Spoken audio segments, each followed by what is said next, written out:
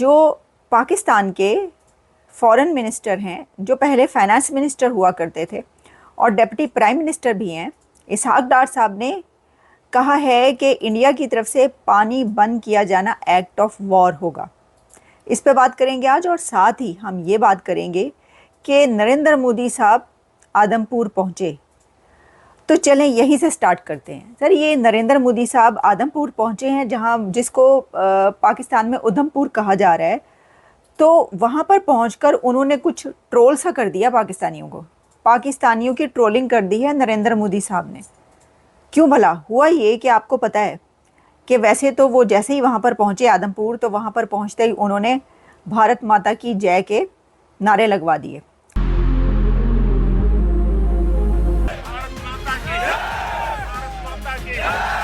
भारत माता की जय मैदान में भी गूंजती है और मिशन में भी। जब भारत के सैनिक मां भारती की जय बोलते हैं तो दुश्मन के कलेजे कांप जाते हैं। जब हमारी फौजें न्यूक्लियर ब्लैकमेल की धमकी की हवा निकाल देती है तो आकाश से पाताल तक एक ही बात गूंजती है, भारत माता की जय।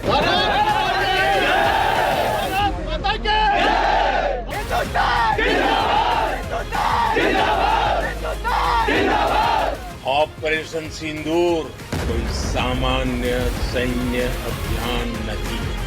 ये भारत की नीति, नियत और निर्णायक क्षमता की त्रिवेणी है। भारत की ओर नजर उठाने का एक ही अंजाम होगा, तबाही। हम घर में घुसकर मारेंगे। ये नया भारत है। अपनी फोर्सेस से वहाँ पे वो अपने जवानों से मिले, उनसे बातचीत की। अब उनकी जो पिक्चर्स हैं वो वायरल हो रही हैं, जैसे कि आप देख रहे हैं। अब एक पिक्चर तो उन्होंने ख़ास तौर पर अपनी शेयर करवाई, मोदी साहब ने। वो लगता है जानबूझ के उन्होंने शेयर करवाई है। और वो पिक्चर, जितनी भी पिक्चर्स वो शेयर करवा रहे हैं वहाँ पे, तो देखा जा सकता है कि वो जिस जगह खड़े हैं उनके पीछे S-400 भी मौजूद है। तो आपको कुछ याद सा पड़ता होगा। सर, ख़बर हमें ये मिली थी कि पाकिस्तान ने ये जो जंग हुई है अभी दोनों मुल्कों के बीच, इसमें आदमपुर को उड़ा के रख दिया था, तबाह बर्बाद कर दिया था, और वहाँ पर S-400 को तबाह कर दिया। तो जब वो वहाँ पर पहुँचे तो पता ये चला कि जी उनकी तो वो बेस वैसी की वैसी है, और साथ में S-400 भी सही सलामत खड़ा है। सर, ये क्या चक्कर है? S-400 इज़ इंटैक्ट, कोई उस पर आँच भी नहीं आई है। मोदी साहब ने ये इसीलिए वो वाली पिक्चर शेयर करवाई है। वो ये बताना चाह रहे हैं कि मैं यहाँ पर हूँ, और इस बारे जो भी गलत फहमियाँ फैलाई जा रही हैं वो गलत हैं। अब एक तरफ जहाँ ये हुआ, तो वहीं पर यह हुआ है कि इसहाक डार साहब जो हैं, उन्होंने एक फ़ॉरेन मीडिया को इंटरव्यू दिया, और उसके अंदर उन्होंने जहाँ इंडिया और पाकिस्तान के बारे में बहुत सारी बातें की, तो एक बात उन्होंने ये भी की कि हम नहीं मानते जुल्म के ये ज़ाब्ते। यानी इसहाक डार का ये कहना था कि ये जो इंडस वाटर ट्रीटी इन्होंने सस्पेंड किया है, तो हम ये नहीं मानेंगे, और हमारा पानी बंद हुआ या हमारा पानी रोका गया या हमारा तरफ ज़्यादा पानी छोड़ा गया, तो हम किसी भी ऐसे एक्शन को एक्ट ऑफ वॉर समझेंगे। तो मुझे समझ में नहीं आई इस बात की, इसलिए कि ये तो ऑलरेडी उन्होंने किया हुआ है। डार साहब, सर, इंडिया ने ऑलरेडी आपका इंडस वाटर ट्रीटी सस्पेंड किया हुआ है, और साथ ही उन्होंने कई बार पानी छोड़ा भी है और कई बार पानी रोका भी है। वो सलाल डैम के उन्होंने जो गेट्स थे वो बंद कर दिए थे, और उसके बाद एक और डैम जो था उसके गेट्स ओपन भी कर दिए थे। पानी एक दफ़ा बहुत ज़्यादा आ चुका है, जो कि पाकिस्तानी मीडिया कह रहा था कि इतना पानी छोड़ दिया, इंडिया ने पानी छोड़ दिया, मोदी सरकार ने पानी छोड़ दिया पाकिस्तान की तरफ। तो उसके बाद ये कहा गया कि देखो पानी रोक दिया, जिसके ऊपर बिलावल भुट्टो ने कहा था कि या सिंधु रहेगा या कुछ इस तरह की बात की थी। तो वो जो है वो कह रहे हैं एक्ट ऑफ वॉर होगा, तो वो तो ऑलरेडी एक्ट ऑफ वॉर में है, क्योंकि उन्होंने सारे काम किए हुए। तो फिर आपको इसका जवाब देना चाहिए। आपने तो अभी अभी सीज़ फायर किया। मतलब मेरा इसके अंदर जो एक सॉलिड सवाल है, क्वेश्चन है, वैलिड क्वेश्चन है, वो ये है कि आपने सीज़ फायर क्यों किया? जब तक वो इंडस वाटर ट्रीटी की सस्पेंशन को वापस रिव्यू ना करते, आपको सीज़ फायर नहीं करना चाहिए था। वो तो कहते हैं कि जी आपके डीजीएमओ ने खुद से फ़ोन करके सीज़ फायर किया है। तो देखिए ना, जब आप ये कह रहे हैं कि इंडस वाटर ट्रीटी को सस्पेंड किया और हमारे तरफ पानी रोका, कुछ भी हुआ ऐसा तो हम इसको एक्ट ऑफ वॉर समझेंगे, तो ये तो ऑलरेडी वो they are in act of war already, क्योंकि वो कह रहे हैं कि पॉज तो हमने पॉज किया है, बंद नहीं किया अपनी ऑपरेशन सिंदूर, तो फिर आप लोगों ने तो सीज़ फायर कर दिया। अच्छा चलें, अच्छी बात है, दोनों तरफ से सीज़ फायर हुआ, इसको तो हम सपोर्ट करते हैं।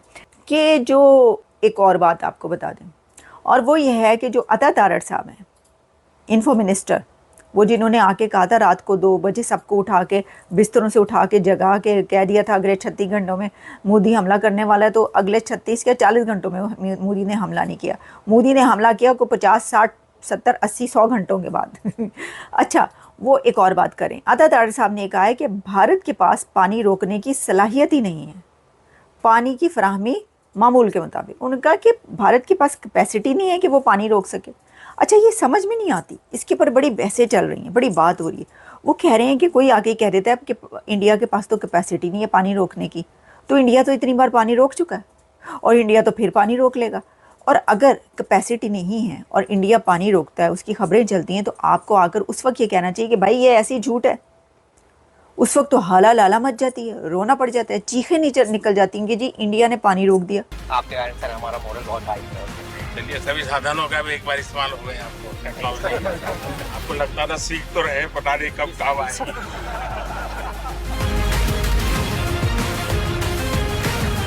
ये जो काम हुआ और ये जम्मू कश्मीर का किसी ने नहीं किया, उसके लिए हम आभारी हैं सर। इस दिन में यहाँ के सेनाओं में, यहाँ के जवानों में दिन रात कटा से रह करके दुश्मनों से लड़ने का जज्बा जो भरपूर है, ये हर कदम पे आपका साथ निभाने वाला वायुसेना स्टेशन आदमपुर है। शाबाश। आग लगा दूंगा कलम से दुश्मनों सावधान, एक परमाणु बम से कम नहीं भारत का नौजवान। जब से आपका नेतृत्व शुरू हुआ तब से हम, अरे आपके नेतृत्व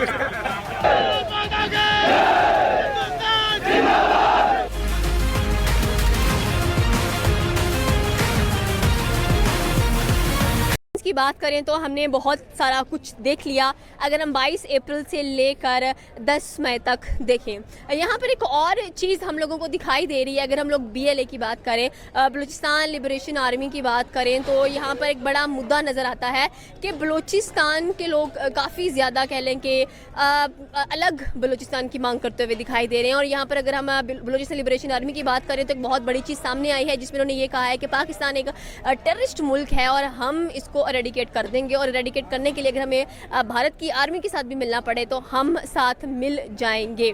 सर, आपको क्या लगता है कि ये सिचुएशंस बहुत हसास हैं और पाकिस्तान की आर्मी देख चुकी है पूरी की पूरी दुनिया की कितनी मजबूत है और ज़्यादा कह लें कि इस चीज़ के बारे में हमें कुछ कहने की ज़रूरत नहीं है। तो पाकिस्तान आर्मी इस चीज़ का किस तरह से जवाब देगी और जो बलूचिस्तान के अंदर सिनेरियोज नज़र आ रहे हैं उनको किस तरह से टैकल किया जाएगा, और भारतीय भारत में क्या कहना चाहते हैं कि अमन व अमान बहुत ज़रूरी है दोनों ममालिकों के लिए। लॉसेस डेफिनेटली दोनों तरफ हम लोगों को देखने को मिले हैं। अगर उनका नुकसान हुआ तो ज़ाहिर सी बात है यहाँ पर आपकी भी कुछ नुकसान नज़र आते हैं, लेकिन मुद्दा सीज़ फायर की तरफ गया और दोनों अमन व अमान के साथ बैठ गए हैं। इस सारे सिनेरियो को देखते हुए आपका क्या रद्द-ए-अमल है, आप क्या सोचते हैं इन चीज़ों के बारे में? आपने तो काफ़ी सारे सवाल कर दिए। आपका मेन क्वेश्चन है BLA के बारे में, बलूचिस्तान लिबरेशन आर्मी। देखिए, फर्स्ट ऑफ ऑल अगर वो बलूचिस्तान लिबरेशन वाले ये कह रहे हैं ना कि हम इंडिया के साथ मिलके पाकिस्तान को नुकसान पहुंचाएंगे खुदा न खास्ता, तो ये ऐसा मुमकिन नहीं है। तो मेरी तो यही ज़ाती राय यही है कि हमें उनसे मुज़ाकरात करने चाहिए। उनमें जो वाकई ब्रेन वॉश हो गए हैं, पाकिस्तान दुश्मन है, तो ठीक है, थोड़ी सी तादाद उनको मार देते हैं। बाकी जिन्होंने कुछ थोड़े बहुत गुनाह किए भी हुए हैं उनको माफ़ करें, मुल्क में अमन लाएं। अरे नालायको, तुम लोग का कुछ नहीं हो सकता है जीवन में। तुम लोग का जीवन का हालत ऐसे ही डगमगाया रहेगा कि खत्म, bye bye, tata, goodbye, गया।